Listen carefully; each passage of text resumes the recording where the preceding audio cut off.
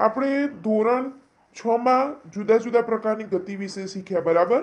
ધોરણ 6 માં જુદા જુદા પ્રકારની ગતિઓ આવતી હતી. તમે શીખ્યા કે ગતિ સુરેખ પથ પર હોઈ શકે, તેમજ વર્તુળાકાર અને આવર્તનીય પણ હોઈ શકે. શું તમને આ ત્રણેય પ્રકારની ગતિ યાદ છે? બરાબર. વર્તુળાકાર હોય, આવર્તનીય હોય અને સુરેખ પ્રકારની પણ ગતિ. આ બધી ગતિ હોઈ શકે છે. તો આપણને યાદ છે કોષ્ટક 13.1 ગતિના કેટલાક સામાન્ય ઉદાહરણો આપેલા છે. તે દરેકના કિસ્સામાં ગતિનો પ્રકાર ઓળખો. અહીંયા નીચે કોષ્ટક 13.1 આપેલો છે, તેમાં જુદા જુદા પ્રકારના ગતિના કેટલાક ઉદાહરણો આપેલા છે. તો આપણે તેની અંદર કેવા પ્રકારની ગતિ છે તે આપણે લખવાની છે. તો અહીં ગતિના ઉદાહરણ છે અને ગતિના પ્રકાર છે કે કૂચ કરતા લશ્કરના જવાનો. કૂચ કરતા લશ્કરના જવાનો કેવા પ્રકારની ગતિ કહેવાશે? તો અહીંયા આગળ કૂચ કરતા લશ્કરના જવાનો સુરેખ પથ જ ઉપર હોય છે, બરાબર? તો તેમની સુરેખ ગતિ લખીશું. સીધા રસ્તા પર ગતિ કરતું બળદગાડું. સીધો રસ્તો છે અને ગતિ કરતું બળદગાડું છે, તો સુરેખ ગતિ. દોડતા ખેલાડીના હાથ, તો આવર્તનીય. ગતિમાં રહેલી સાયકલના પેન્ડલ, તો વર્તુળાકાર. સૂર્યની આસપાસ પૃથ્વીની ગતિ, સૂર્યની આસપાસ જે પૃથ્વી કરે છે તે વર્તુળાકાર, બરાબર. હિંચકાની ગતિ આવર્તનીય અને લોલકની ગતિ આવર્તનીય. તો આપણા સામાન્ય અનુભવો એ છે કે કેટલાક પદાર્થોની ગતિ ધીમી અને કેટલાક પદાર્થોની ગતિ ઝડપી હોય છે, બરાબર ને? તો આપણા અનુભવ એવું કે છે કે કેટલાકની ગતિ કેવી હોય છે? ઝડપી, અને કેટલાક પદાર્થોની ગતિ ધીમી હોય છે. ધીમી કે ઝડપી, હવે તે જોઈએ આપણે 13.1 માં. આપણે જાણીએ છીએ કે કેટલાક વાહનો અન્ય વાહનો કરતાં વધુ ઝડપી ગતિ કરતા હોય છે. કેટલાક એવા વાહનો છે કે અન્ય વાહનો કરતાં સાપેક્ષે તે વધુ ઝડપથી ગતિ કરતા હોય છે. વળી કોઈ એક વાહન પણ જુદા જુદા સમયે ઝડપી કે ધીમી ગતિ કરતું હોય છે, બરાબર. આપણે ફાસ્ટ ચલાવીશું કોઈ પણ વાહન તો ફાસ્ટ ગતિ કરશે, પણ તેની સ્પીડ ધીમી કરીશું તે ધીમી ગતિ કરશે. સુરેખ પથ પર ગતિ કરતા 10 વાહનોની યાદી બનાવો. તેમને ધીમા કે ઝડપી ગતિવાળા સમૂહમાં ગોઠવો. તમે કેવી રીતે નક્કી કરી શકો છો કે કયું વાહન ધીમી કે ઝડપી ગતિ કરે છે, બરાબર? તો તે જે 1 કલાકમાં જેટલા કિલોમીટર તે કાપે છે એ પ્રમાણે તેમની ધીમી ગતિ કે ઝડપથી ગતિ તે આપણે નક્કી કરી શકીશું. જો વાહનો સુરેખ રસ્તા પર એક જ દિશામાં ગતિ કરતા હોય તો આપણે સહેલાઈથી કહી શકીએ કે તેઓમાં કયું વાહન બીજા વાહન કરતાં વધુ ઝડપી ગતિ કરે છે, બરાબર. સુરેખ રસ્તો હોય, સીધો જ રસ્તો હોય અને તેના ઉપર જ વાહનો ગતિ કરે તો આપણે સહેલાઈથી જે વાહન આગળ વધી ગયું તેને આપણે કહી શકીશું કે તેની જ ઝડપ વધુ છે. પ્રવૃત્તિ 13.1 છે. આકૃતિ 13.1 જુઓ. તેમાં રોડ પર કોઈ સમય એક જ દિશામાં ગતિ કરતા કેટલાક વાહનોને બતાવ્યા છે. એક જ સમયમાં, બરાબર, એ જ દિશામાં ગતિ કરતા કેટલાક વાહનોને બતાવ્યા છે. હવે આકૃતિ 13.2 જુઓ કે જેમાં તે જ વાહનોનું થોડા સમય પછીનું સ્થાન બતાવેલું છે. તો બંને આકૃતિઓના તમારા અવલોકન પરથી નીચેના પ્રશ્નોના જવાબ આપો. તો આ બધામાંથી કયું વાહન સૌથી ઝડપી ગતિ કરી રહ્યું છે? આકૃતિ છે, આકૃતિ ઉપરથી આપણે જવાબ આપવાના છે. વળી આ બધામાંથી કયું વાહન સૌથી ધીમી ગતિ કરી રહ્યું છે? તો આપેલા સમયગાળામાં વાહને કાપેલું અંતર, કયું વાહન ઝડપી છે કે ધીમી તે નક્કી કરવામાં મદદ કરે છે. ઉદાહરણ તરીકે કલ્પના કરો કે તમે તમારા મિત્રને મૂકવા માટે બસ સ્ટેશન ગયા છો. આપણે આપણા મિત્રને મૂકવા માટે બસ સ્ટેશન ગયા છીએ. ધારો કે બસ ગતિ, અહીં તમે આકૃતિ જોઈ શકો છો, બરાબર, કે રોડ ઉપર એક જ દિશામાં ગતિ કરતા વાહનો, એક જ દિશામાં ગતિ કરે છે વાહનો બધા જ, અને કયું વાહન આગળ છે તે આપણે જોઈ શકીએ છીએ, બરાબર. હવે આકૃતિ 13.1 રહેલા વાહનોનું થોડા સમય પછીનું સ્થાન. તો થોડા સમય પછી કયું વાહન આગળ આવી ગયું છે તે પણ આપણે, કયા કલરની કાર છે તે આગળ આવી ગઈ તે પણ આપણે જોઈએ છીએ. તો કોની સ્પીડ વધારે છે તેની આપણને ખબર પડી જાય છે.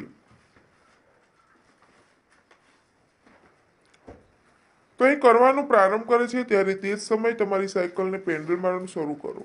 5 મિનિટ બાદ બસ વડે કપાયેલ અંતર કરતાં તમારા વડે કપાયેલું અંતર ઘણું ઓછું હોય છે. તમે કહી શકો છો જ્યારે બસ જ્યારે ચાલુ થાય ત્યારે આપણે સાયકલ ચાલુ કરીએ. હવે 5 મિનિટ પછી આપણે જોઈશું તો સાયકલ અને બસ જોડે ઉપડેલા પણ આપણી સાયકલ પાછળ હશે, બસ આગળ હશે. તો કપાયેલ અંતર કરતાં તમારા વડે કપાયેલું અંતર ઘણું ઓછું છે તે તમે કહી શકો છો. બસ તમારી સાયકલ કરતાં ઝડપી ગતિ કરે છે, બરાબર ને?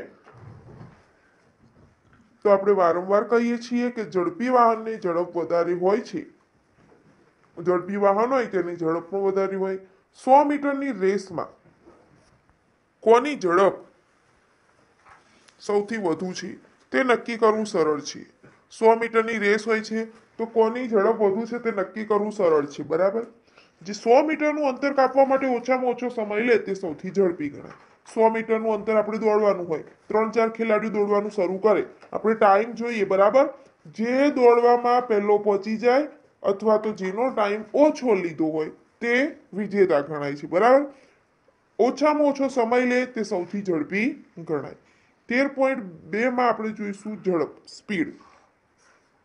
તમે ઝડપ શબ્દથી પરિચિત છો, તમે ઝડપ શબ્દ સાંભળ્યો હશે, બરાબર? ઝડપ, ફટાફટ આપણે કહીએ છીએ ઝડપ કરી લ્યો, બરાબર? તો ઝડપ એટલે સ્પીડ એની. ઉપરના આપેલા ઉદાહરણમાં પછી ઓછા સમયગાળામાં કાપેલું અંતર કપાયેલા કે આપેલા સમયગાળામાં વધુ અંતર કપાય તેવો નિર્દેશ થતો હોવાનું લાગે છે. એકમ સમયગાળામાં 2 કે 2 થી વધુ વાહનો પૈકી તેમણે કાપેલા અંતરની સરખામણી કરવાથી કયું વાહન ઝડપી ગતિ કરે છે તે શોધી કાઢવું વધુ અનુકૂળતા ભર્યું છે. આથી જો 1 કલાકમાં 2 બસ વડે કપાયેલા અંતરને આપણે જાણી લઈએ તો તેમાંથી કઈ બસ ધીમી છે તે કહી શકાય. 2 બસ ભેગી ચાલુ થઈ હોય અને એક જ સમયમાં ચાલુ થઈ હોય અને તે ઉપડે છે, બરાબર? થોડા સમય પછી જોઈશું તો જે બસ આગળ હશે તેની ઝડપ વધુ હશે. તેમાંથી કઈ બસ ધીમી છે તે કહી શકાય. તો પદાર્થે એકમ સમયગાળામાં કાપેલા અંતરને તે પદાર્થની ઝડપ કહેવાય. ઝડપની વ્યાખ્યા છે કે પદાર્થે એકમ સમયગાળામાં કાપેલા અંતરને તે પદાર્થની ઝડપ કહેવાય. જ્યારે આપણે કહીએ છીએ કે કારની ઝડપ 50 કિલોમીટર પ્રતિ કલાક છે, એનો અર્થ શું થયો કે જે કાર છે એ 50 કિલોમીટર જે કાપે છે તેનો સમય 1 કલાક લે છે. 1 કલાકમાં તે કાર 50 કિલોમીટર કાપી દે છે. તો દર્શાવે છે કે આ કાર 1 કલાકમાં 50 કિલોમીટર અંતર કાપશે. જો કે કાર ભાગ્યે જ અચળ ઝડપે 1 કલાક સુધી ગતિ કરી શકે છે. વાસ્તવમાં તે ધીમેથી ગતિનો પ્રારંભ કરીને ત્યારબાદ તે ઝડપ પકડે છે. આથી જ્યારે આપણે કહીએ છીએ કે કારની ઝડપ 50 કિલોમીટર પ્રતિ કલાકની છે ત્યારે આપણે સામાન્ય રીતે 1 કલાકના સમયગાળામાં તેની અંતરેલું અંતર ધ્યાનમાં લઈએ છીએ, બરાબર? એણે જેટલું 1 કલાકમાં જેટલી એણે કાપ્યું હોય અંતર, બરાબર, તેટલી આપણે તેની ઝડપ ગણીએ છીએ. 1 કલાક દરમિયાન કાર અચળ ઝડપે ગતિ કરે છે કે નહીં તે બાબતની આપણે ચિંતા કરતા નથી. અહીં મેળવેલી ઝડપની ગણતરી એ વાસ્તવમાં કારની સરેરાશ ઝડપ જ છે. સરેરાશ ઝડપ છે. વચ્ચે ધીમી પણ થઈ હશે કલાકની અંદર, ફાસ્ટ પણ થઈ હશે, પણ સરેરાશ જો આપણે ઝડપ તેની ગણવા જઈએ તો 1 કલાકમાં 50 કિલોમીટર પ્રતિ છે. તો આ પ્રકરણમાં આપણે સરેરાશ ઝડપને ઝડપ નામની રાશિ તરીકે ઓળખીશું. જેની સરેરાશ ઝડપ હોય તેને જ આપણે ઝડપ નામની રાશિ તરીકે ઓળખીશું. આથી આપણા માટે કાપેલું કુલ અંતર અને તે માટે લાગતા સમયનો ગુણોત્તર એ ઝડપ તરીકે દર્શાવવું યોગ્ય છે. અહીંયા સૂત્ર છે ઝડપનું. ઝડપ શોધવા માટે દાખલા આવે તો આપણે સૂત્ર આ મૂકી શકીએ કે ઝડપ બરાબર કાપેલું કુલ અંતર. ઉપર આપણે લખીશું કાપેલું કુલ અંતર અને તે માટે લાગતો કુલ સમય. એણે જેટલું અંતર કાપ્યું હોય, બરાબર, તે લખવાનું છે. 1 કિલોમીટર, 2 કિલોમીટર, 3 કિલોમીટર એ. અને હવે તેણે તે માટે લાગતો કુલ સમય, તેણે 1 કલાક લીધો, 2 કલાક લીધો કે 3 કલાક, તે નીચે સમય લખવાનો છે. આગળ, રોજબરોજના જીવનમાં લાંબા અંતર સુધી કે લાંબા સમયગાળા દરમિયાન અચળ ઝડપે ગતિ કરતો પદાર્થ ભાગ્યે જ જોવા મળે. રોજબરોજના જીવનમાં લાંબુ અંતર કાપવા માટે કઈ કારની સ્પીડ 50 કિલોમીટર હોય તો 50 ની 50 તે સ્પીડ રહેવા નથી દેતું. વચ્ચે કોઈ બીજું સાધન આવે તો તેને બ્રેક મારવી પડે છે. કોઈક વાર ગાડી વચ્ચે ઊભી રહે છે, બરાબર, તો તેની ઝડપ એક જ હોતી નથી. જો સુરેખ પથ પર ગતિ કરતા પદાર્થની ઝડપ બદલાતી રહે તો તેવી ગતિને અનિયમિત ગતિ કહે છે. જો સુરેખ ગતિ ઉપર જ તે પદાર્થ ઝડપ બદલાતી રહે તો તેને અનિયમિત ગતિ કહે છે. બીજી બાજુ સુરેખ ગત પર અચળ ઝડપે થતી પદાર્થની ગતિને નિયમિત ઝડપ કહે છે. તો આ કિસ્સામાં નિયમિત ઝડપવાળી ગતિના કિસ્સામાં સરેરાશ ઝડપ એ સાચી ઝડપ જેટલી જ હોય છે. અને જે આજે નિયમિત ઝડપ છે તે કિસ્સામાં નિયમિત ઝડપવાળી ગતિ હોય તે સરેરાશની ઝડપને સાચી ઝડપ કહેવાય છે. આપેલ પદાર્થે ચોક્કસ અંતર કાપવા માટે લીધેલા સમય માપીને ઝડપ નક્કી કરી શકાય છે. ધોરણ 6 માં અંતર કેવી રીતે માપવું તે તમે શીખી ગયા, પરંતુ આપણે સમય કેવી રીતે માપીશું ચાલુ તે સુધી. અંતર કેવી રીતે માપીએ તે આપણે ધોરણ 6 માં શીખી ગયા, પણ અંતર સાથે તેની ઝડપ પણ કેવી રીતે માપીશું તે હવે આપણે આ પાઠમાં શીખીશું. તો ચાલો શોધીએ. ઉપરનું સૂત્ર હતું, સૂત્ર મુજબ આપણે લઈ શકીએ છીએ. તો હવે છે સમયનું માપન. જો તમારી પાસે ઘડિયાળ ન હોય તો દિવસમાં કેટલા વાગ્યા છે તે તમે કેવી રીતે નક્કી કરશો? આપણી પાસે ઘડિયાળ ન હોય, બરાબર, તો દિવસે કેટલા વાગ્યા હોય તે આપણે કેવી રીતે નક્કી કરીશું? બરાબર, નક્કી કરવું આપણને ફિક્સ ટાઈમ નક્કી કરવું આપણને સહેલું નથી. તો આપણા પૂર્વજો માત્ર પડછાયાને જોઈને દિવસમાં આશરે કેટલો સમય થયો તે કહી શકતા. પડછાયો જોઈને આશરે કેટલા વાગ્યા તે કહી શકતા. બરાબર, કમ્પ્લીટ 3 ને 5 થઈ છે, 3 ને 20 થઈ છે તેવી ન ખબર પડે, પણ આશરે કેટલા વાગ્યા તે આપણે પડછાયો જોઈને આપણા પહેલાના પૂર્વજો કહી શકતા હતા. તમને તે વાતની નવાઈ લાગે છે ને? તો આપણે 1 મહિનાનો કે 1 વર્ષનો સમયગાળો કેવી રીતે માપી શકીએ? તો આપણા પૂર્વજોએ નોંધ્યું હતું કે 1 વર્ષનો સમયગાળો, 1 મહિનાનો સમયગાળો એ કઈ રીતે આપણે માપી શકતા કેલેન્ડર વગર પહેલાના? તો આપણા પહેલાના લોકોએ નોંધ્યું હતું કે કુદરતમાં બનતી ઘણી ઘટનાઓ ચોક્કસ સમયગાળે પોતાનું પુનરાવર્તન કરે છે. કે કુદરતમાં એવી કેટલીય ઘટનાઓ છે કે જે ચોક્કસ સમયગાળે જ પોતાનું પુનરાવર્તન પોતાનું ફરીથી પુનરાવર્તન કરે છે. ઉદાહરણ તરીકે તમે શોધી કાઢ્યું કે રોજ સવારે સૂર્ય ઉગે છે અને સૂર્યોદય બાદ બીજા સૂર્યોદય સુધીના સમયગાળાને 1 દિવસ કહે છે. હવે તમને 1 દિવસ થયો એ તો તમને ખબર પડી જાય કેવી રીતે. સવારે સૂર્ય ઉગે છે, સાંજે સૂર્ય આથમે છે, પછી ફરી પાછો સૂર્યોદય થાય છે, તો બીજા સૂર્યોદય સુધીનો આ સમયગાળાને આપણે 1 દિવસ કહીશું. તે જ રીતે 1 અમાસ પછી બીજી અમાસ વચ્ચેના માપેલા સમયગાળાને 1 માસ કહીશું. 1 અમાસ આવી, બરાબર, ચાંદો બિલકુલ દેખાતો નથી, તે દિવસે અમાસ કહીશું. તો ફરી પાછું આ ચાંદાનું જે પુનરાવર્તન થાય છે કે ફરી નથી દેખાવાનું, બરાબર, તે કમ્પ્લીટ મહિનો થશે તો એને આપણે 1 માસે ફરી પુનરાવર્તન થાય છે. સૂર્યની ફરતે પૃથ્વીને એક પરિક્રમણ પૂર્ણ કરવા માટે લાગતા સમયગાળાને 1 વર્ષ તરીકે નક્કી કરવામાં આવ્યું. સૂર્યની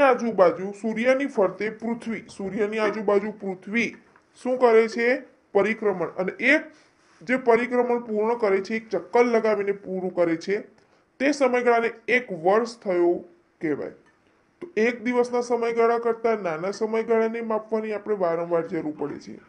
બરાબર, 1 દિવસના સમયગાળા કરતા જે નાનો સમયગાળો છે તેને આપણે માપવાની વારંવાર જરૂર પડે છે.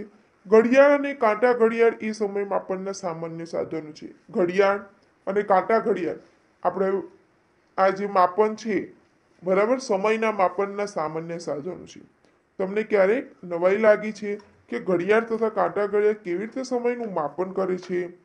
તો ઘડિયાળની કામગીરી જટિલ હોય છે, પરંતુ તે બધી જ કોઈક આવર્ત ગતિનો ઉપયોગ કરતી હોય છે. ઘડિયાળની જે કામગીરી છે તે ઘણી જટિલ છે, પણ તે આવર્ત ગતિનો ઉપયોગ કરે છે. નાનો કાંટો આખો ગોળ ફરીને બાર ઉપરથી પાછો બહાર આવે છે ત્યારે 12 કલાક કહીશું, બરાબર. એ નાના કાંટાને 12 કલાક બાર ઉપરથી પાછા 12 ઉપર આવતા તેનો સમય લાગશે 12 કલાક. ફરી તે 12 ઉપરથી પાછો 12 ઉપર આવશે તો પછી તેને 13 કલાક લાગશે નહીં, પાછા તેના 12 કલાક જ લાગશે. તો આવર્ત ગતિનું અહીંયા તમે ઘડિયાળના પ્રકારો જુઓ છો. દિવાલ ઘડિયાળ છે, ટેબલ ઘડિયાળ અને ડિજિટલ ઘડિયાળ.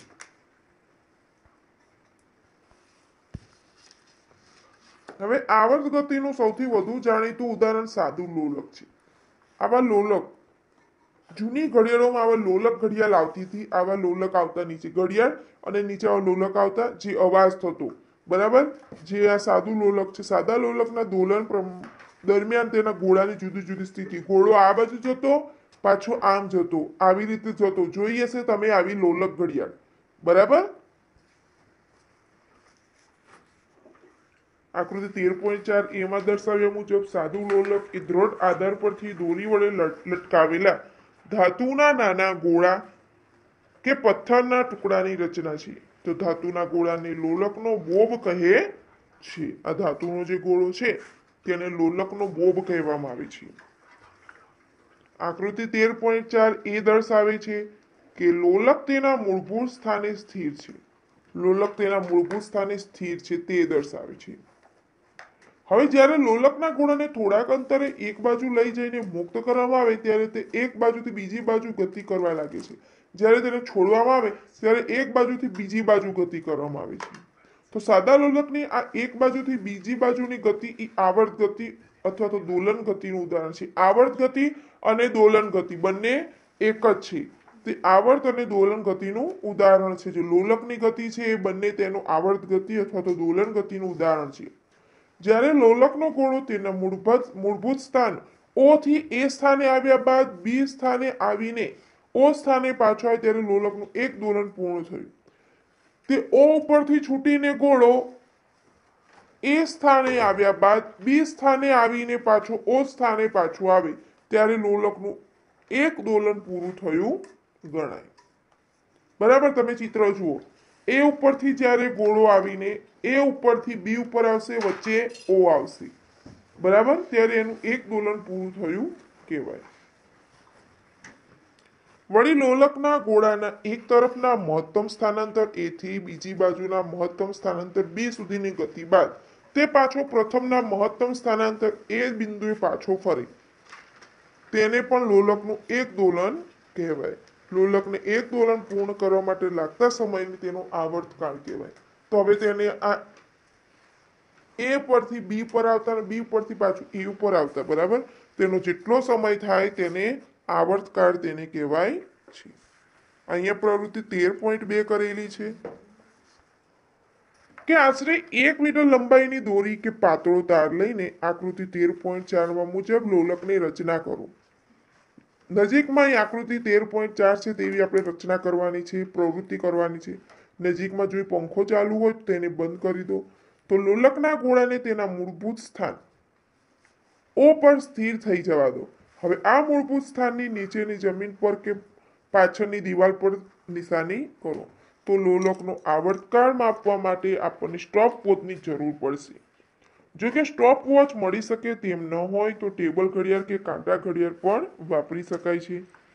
લોલકને ગતિ કરવા માટે હળવેથી લોલકના ગોળાને પકડીને સહેજ એક બાજુ લઈ જાઓ. ધ્યાન રાખો જ્યારે ગોળાને સ્થાનાંતર કરાવો તમે ત્યારે દોરી સખત ખેંચેલી રહેવી જોઈએ. હવે ગોળાને તેની સ્થાનાંતરની સ્થિતિમાં મુક્ત કરી દો. યાદ રાખો કે જ્યારે ગોળાને મુક્ત કરો ત્યારે તેને ધક્કો મારવાનો નથી. જ્યારે આપણે ગોળાને છોડીએ ત્યારે જોરથી તેને ધક્કો નથી મારવાનો, ગોળાને છોડી દેવાનો છે. ગોળો જ્યારે મૂળભૂત સ્થાને હોય ત્યારે ઘડિયાળમાં સમય નોંધો અને મૂળભૂત સ્થાનને બદલે ગોળો જ્યારે એક તરફ છેવટની સ્થિતિમાં હોય ત્યારે પણ તેમાં સમય નોંધ કરી શકો છો.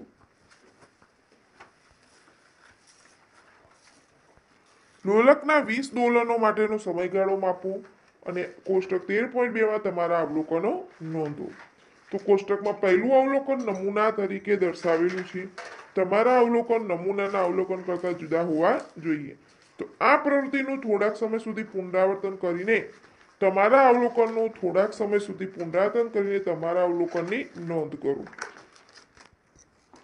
તો 20 દોલન માટે મળતા સમયગાળાને 20 અંક વડે ભાગતા આપણને એક દોલન માટેનો સમયગાળો અથવા આવર્તકાળ મળે છે.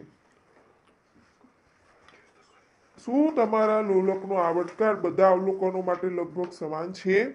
તો એ નોંધો કે મૂળભૂત સ્થાનાંતરમાં થતો નજીવો ફેરફાર લોલકના આવર્તકાળને અસર કરતો નથી. થોડો ફેરફાર થાય પણ તેના આવર્તકાળને અસર નથી કરતી. તો હાલના સમયમાં મોટાભાગની ઘડિયાળો તથા કાંડા ઘડિયાળ આ એક અથવા એક કરતાં વધુ સેલવાળા હોય છે. અહીંયા તમે જે પ્રવૃત્તિ કરી હતી બરાબર, 13.2 સાદા લોલકનો આવર્તકાળ, દોરીની લંબાઈ 100 સેમી, અને અહીંયા 20 દોલન માટેનો સમયગાળો સેકન્ડમાં લખ્યો છે 42 અને આવર્તકાળ 2.1. તમારે એવી રીતે અહીંયા પ્રવૃત્તિ કરીને નીચેનું કોષ્ટક ભરવાનું છે. વિદ્યુત પરિપથો ધરાવે છે. અત્યારના જે સેલ છે બધા વિદ્યુત પરિપથો ધરાવે છે. આ ઘડિયાળોને ક્વાર્ટઝ ક્લોક કહેવાય છે. ક્વાર્ટઝ ક્લોક વડે મપાતો સમય પહેલાની ઘડિયાળો કરતાં વધુ ચોકસાઈ હોય છે. પહેલાની જે ઘડિયાળો હતો તેના કરતાં વધારે અત્યારે ઘડિયાળો ચોક્કસ વાળી છે. સમય તથા ઝડપના એકમો જોઈશું. સમય અને ઝડપના એકમો. સમયનો મૂળભૂત એકમ સેકન્ડ છે. યાદ રાખજો વિદ્યાર્થી મિત્રો, પૂછાય છે. સમયનો મૂળભૂત એકમ સેકન્ડ છે. તેને એસ સંજ્ઞા વડે દર્શાવાય છે. એસ સંજ્ઞા એટલે સેકન્ડ, બરાબર. તમે આખું સેકન્ડ ન લખો અને એસ લખો તો પણ ચાલે. સમયના મોટા એકમ મિનિટ અને કલાક છે. મોટા એકમ મિનિટ એને ટૂંકમાં એમ વડે દર્શાવાય છે અને કલાકને એચ વડે દર્શાવાય છે. આ એકમો પરસ્પર કેવો સંબંધ ધરાવે છે તે તમે જાણો છો. હવે આ કલાક, મિનિટ, સેકન્ડ કેવો પરસ્પર પોતાનો સમય સંબંધ ધરાવે છે તો આપણે જાણીએ છીએ કે 1 કલાક બરાબર 60 મિનિટ અને 60 સેકન્ડ બરાબર 1 મિનિટ, બરાબર, આપણે જાણીએ છીએ. તો ઝડપનો મૂળભૂત એકમ કયો હોવો જોઈએ? ઝડપ એ અંતર સમય હોવાથી તેનો મૂળભૂત એકમ ઝડપ એ અંતર અને સમય હોય, બરાબર, તો તેને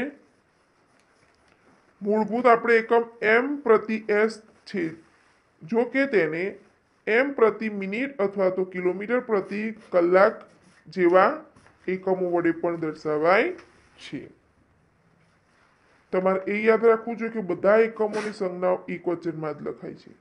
બધા જ એકમોની સંજ્ઞા આપણે એકવચનમાં લખવાની છે. અહીં ઉદાહરણ તરીકે 50 કિમી લખીએ, બરાબર. આપણે 50 કિમી લખીએ તો 50 કિલોમીટર્સ નહીં. હવે 50 કિલોમીટર લખવાનું હોય તો કે એમ લખવાનું, પછી પાછળ એસ લખવાનો નથી, બહુવચન નથી કરવાનું, એકવચનમાં.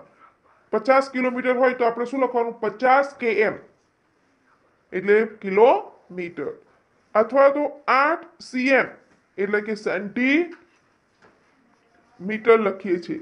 કઈ CMS લખતા નથી. બુજોને અહીંયા નવાઈ લાગે છે કે એક દિવસની કેટલી સેકન્ડ તથા એક વર્ષના કેટલા કલાક થાય, તમે તેને મદદ કરી શકશો. એક દિવસની સેકન્ડ કેટલી થાય, બરાબર, અને એક વર્ષના કલાક કેટલા થાય તે કેવી રીતે કરવાના, બરાબર, તે આપણે મદદ કરી શકશો. તો અહીંયા એક દિવસના 24 કલાક હોય, બરાબર. 24 કલાકની પહેલા આપણે મિનિટો શોધવાની છે અને મિનિટોની પછી આપણે સેકન્ડ શોધી શકીએ છીએ.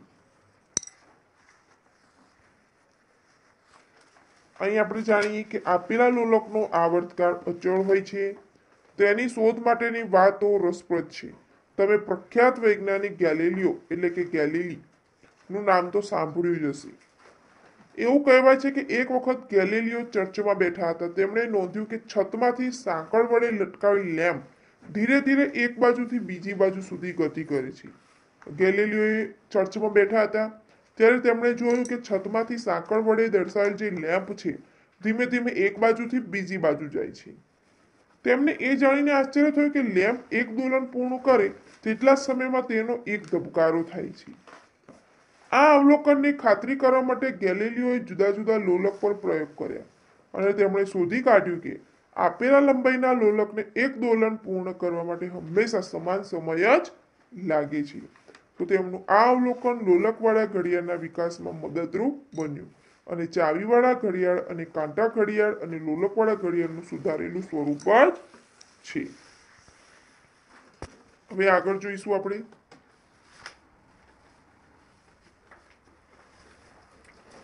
જરૂરિયાત મુજબ સમયના જુદા જુદા એકમો વાપરવામાં આવે છે. હવે જેટલું જરૂરી હોય એ જરૂરિયાત મુજબ જુદા જુદા સાધનો, સમયો, એકમો વાપરવામાં આવે છે. ઉદાહરણ તરીકે તમારી ઉંમરને દિવસ અને કલાકમાં દર્શાવવાને બદલે વર્ષમાં દર્શાવી સગવડતા ભરવી છે.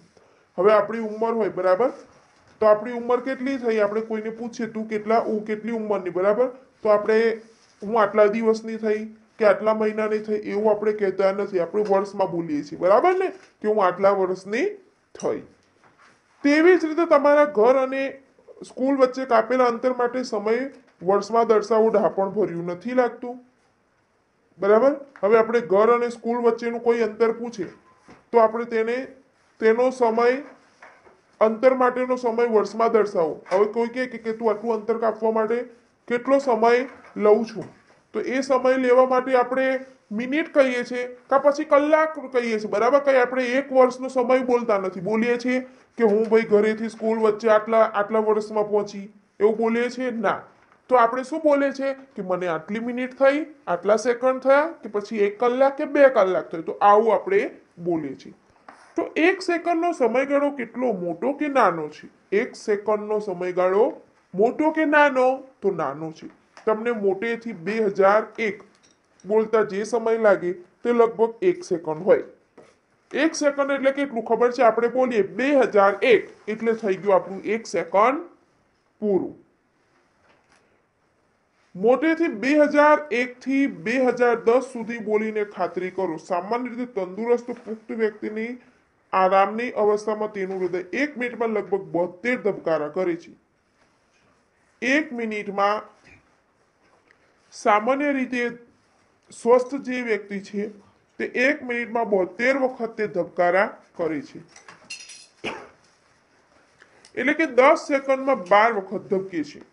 હવે આપણને ખબર છે કે 1 મિનિટમાં 60 સેકન્ડ હોય છે, બરાબર. તો અહીંયા 10 સેકન્ડમાં તે 12 વખત ધબકશે.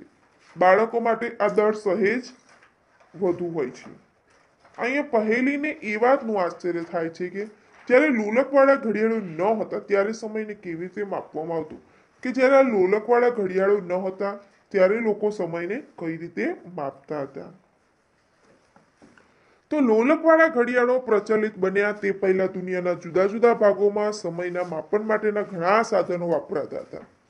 કે આ લોલક ઘડિયાળો બન્યા તે પહેલા દુનિયાના જુદા જુદા ભાગોમાં સમય માટે ઘણા બધા સાધનો વપરાતા હતા, જેવા કે છાયાયંત્રો, જળ ઘડી, રેત ઘડી. રેત ઘડી તો તમે જોઈ હશે, બરાબર. જે ઘડી બનાવવામાં આવે છે ઉપર પણ રેતથી ભરેલી હોય છે, બરાબર. ઉપર રેતથી ભરેલી હોય છે, પછી એ રેતી ધીમે ધીમે આપણે ઉપર રેતીવાળો ભાગ કરીએ તો નીચે ખાલી થઈ જાય છે, પછી તેને ઉલટાવી દેવામાં આવે છે. તો એ ટાઈમે એવી રીતે સમયનું માપન થતું. તો આવી રચનાઓના કેટલાક ઉદાહરણો છે. આ સાધનોની જુદી જુદી રચનાઓ દુનિયાના જુદા જુદા